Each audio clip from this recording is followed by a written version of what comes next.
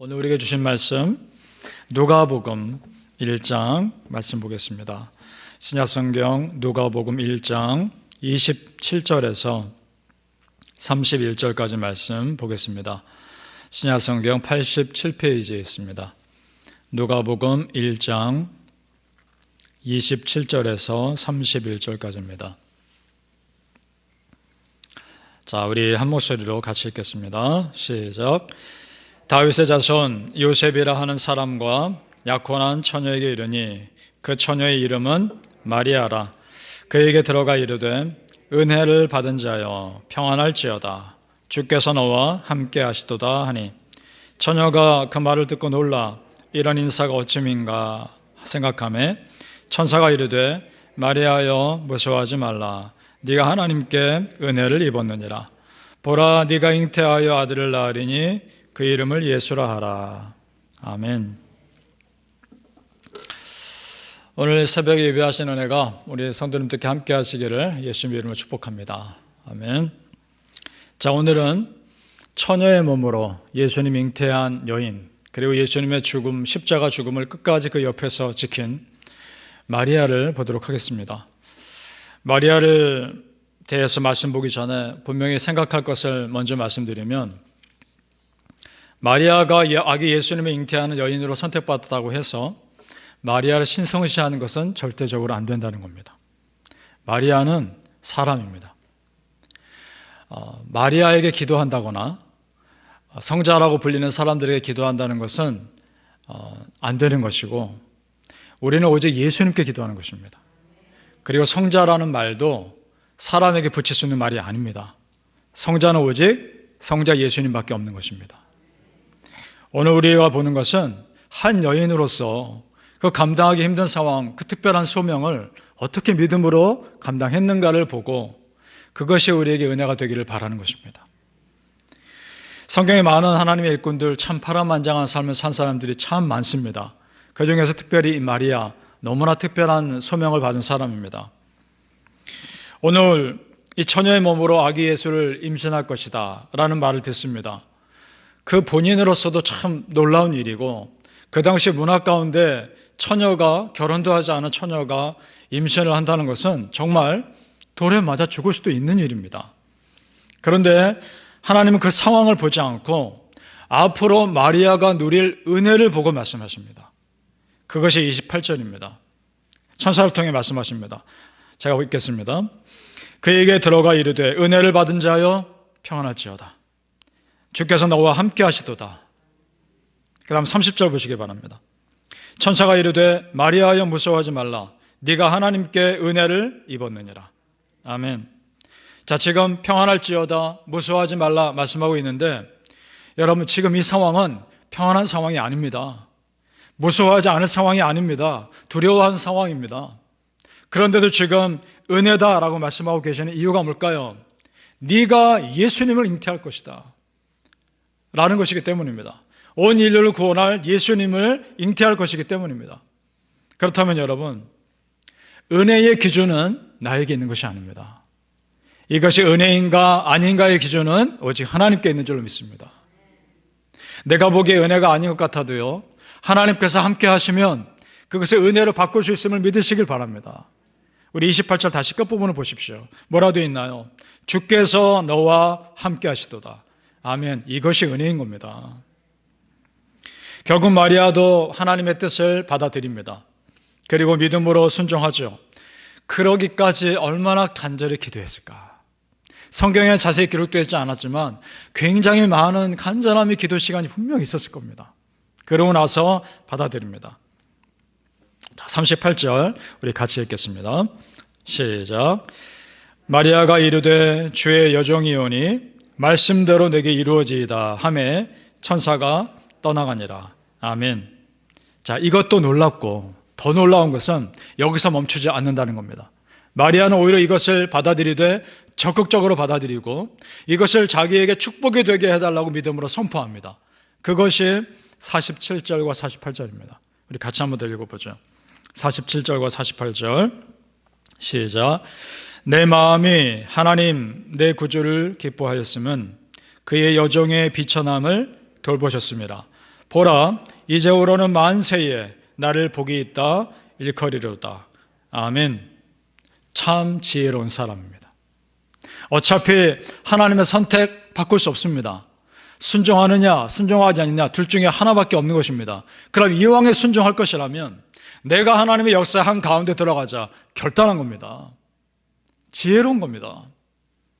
그래서 하나님께서 다른 많은 사람 중에 마리아를 선택하신 이유가 바로 이것입니다. 무슨 말이냐? 감당할 믿음이 있었기 때문입니다. 감당할 만하니까 맡겼던 겁니다.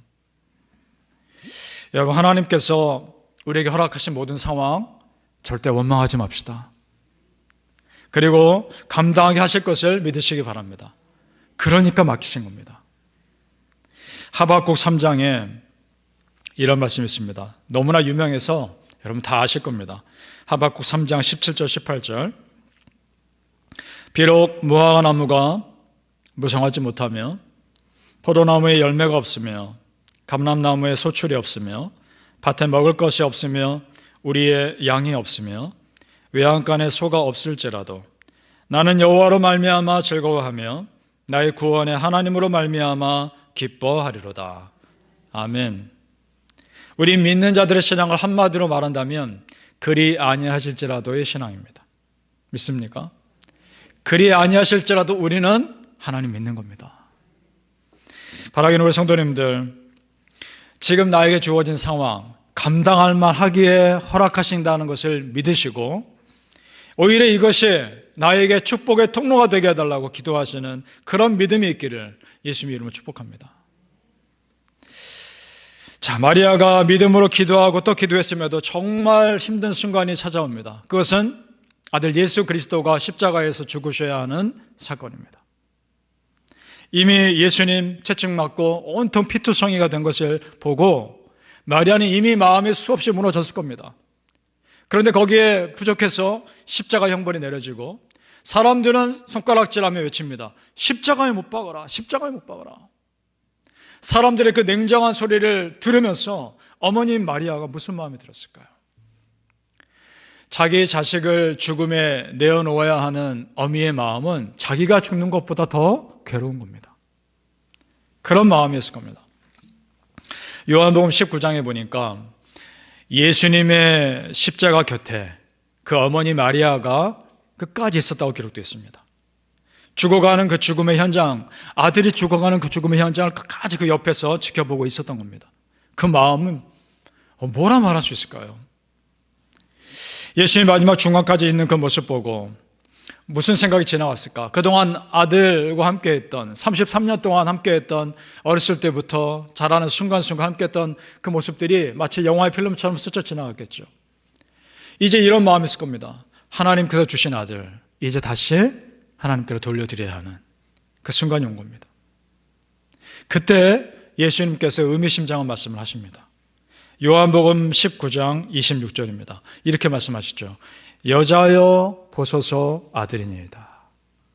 여자여 보소서 아들이니이다. 참 뜬금한 말씀일 수 있습니다. 내가 목마르다, 다 이루었다, 이런 말씀이 이 상황에서 충분히 이해될 수 있는 말인데 여자여 보소서 아들이니이다. 이 말씀이 무슨 의미일까? 이 말씀은 창세기 말씀과 연결해서 이해해야 합니다. 창세기에 이런 말씀이 있습니다. 사람을 죄에 빠뜨린 그 사단, 그래서 하나님께서 저주하고 심판하시면서 이런 말씀하시죠. 창세기 3장 15절입니다. 여자의 후손이 네 머리를 상하게 할 것이다. 이 말씀하십니다. 지금 예수님 뭐라 하시나요? 여자여 보소서 아들이니이다.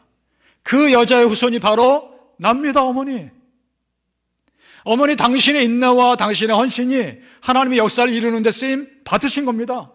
실망하지 마십시오. 그거를 지금 어머니와 함께 나누고 있는 겁니다. 무언의 메시지죠. 여러분 오늘 성금요일입니다. 성금요일. 예수님의 십자가 죽음이 있기까지 마리아를 비롯해서 얼마나 많은 사람들이 그 상황을 이루기 위해서 쓰임받았는지 모르겠습니다. 이제는 우리가 쓰임받을 수 있기를 바랍니다. 다른 거 없습니다. 나에게 주어진 믿음의 길 흔들지 말고 걸어가시면 됩니다. 절대 흔들지 마시고 여러분에게 준 믿음의 길 끝까지 걸어가십시오. 그렇게 가다 보면 어느 순간 나도 모르게 내가 하나님의 역사에 쓰임받는 사람이 돼 있을 것입니다. 갈라디아서 2장 20절입니다. 여러분, 이 고백 여러분의 고백으로 받으시고 잘 들어보시길 바랍니다.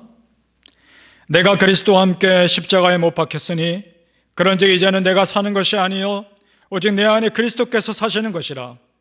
이제 내가 육체 가운데 사는 것은 나를 사랑하사 나를 위하여 자기를 버리신 하나님의 아들을 믿는 믿음 안에서 사는 것이라. 아멘. 바라기는 성도님들, 하나님께서 허락하신 얼마 안 된 이 세상에서 나만을 위해 살다 가는 그런 삶이 아니라 나를 통해 하나님의 뜻이 이루어지는 그런 삶 사시기를 예수님 이름으로 축복합니다. 아멘. 기도하겠습니다. 아버지 하나님, 은혜를 감사합니다. 하나님의 뜻 이루소서. 나의 삶을 통해 하나님의 뜻 이루소서. 마음껏 사용하소서. 내가 비록 지금 보기에는 은혜로운 삶이 아니라 생각된다 할지라도 하나님 함께 하시면 이것이 은혜로운 상황으로 바뀔 수 있는 줄로 믿습니다. 아버지, 우리의 삶 마음껏 사용하여 주시고 내가 정말 썩어지는 미랄 되어 하나님 나라를 위해 쓰임받게 하여 주옵소서. 아버지 하나님, 하나님 나라를 위해 눈물 흘리고 또 흘리게 하시고 간절히 기도하게 하시고 정말 몸이 닳도록 하나님 나라를 위해 섬기며 살게 하여 주옵소서. 그 모든 마음 하나님 다 아시니 우리 성도님들 위로하소서. 위로하소서. 누가 그 마음 위로할 수 있겠습니까? 우리 예수님 만져주소서. 우리 성도님들 다시 소망 일으키게 하시고 다시 힘을 얻게 하여 주시옵소서. 이 성금요일 우리도 예수님의 십자가의 길을 가게 하여 주시고 그 길을 믿음으로 감당하게 하여 주시옵소서. 감사하며 예수님 이름으로 기도합니다. 아멘.